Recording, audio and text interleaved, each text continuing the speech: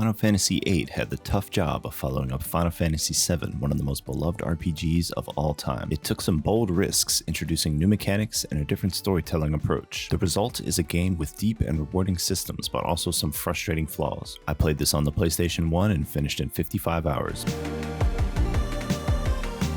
One of Final Fantasy VIII's biggest innovations is the junction system, which replaces traditional leveling with a customizable magic-based stat system. Instead of learning spells permanently, you equip magic to different stats like strength, defense, and speed. If you take the time to master it, you can become incredibly powerful. The right setup, even the toughest bosses can be defeated in just a few hits. The system allows for impressive customization, but the game does a poor job explaining how it works, which can make it frustrating for new players. Once you do figure it out though, it offers a lot of depth and flexibility. Triple Triad is the in-game card game. It's not just fun, but it's also incredibly rewarding. Winning cards isn't just for collecting. You can refine them into powerful items that significantly boost your combat potential. This means that playing Triple Triad isn't just a side activity, but can actually make your characters stronger. The fact that it ties into the main gameplay so well makes it one of Final Fantasy VIII's best features. The world of Final Fantasy VIII is vast and filled with secrets, hidden bosses, and side quests. It offers a strong sense of adventure, and the shift to a more modern sci-fi inspired setting makes it stand out from previous entries. Visually, it's a clear improvement over Final Fantasy VII with more detailed character models and smoother animations. And of course, the soundtrack by Nobuo Uematsu is excellent, standout tracks that add a lot to the experience.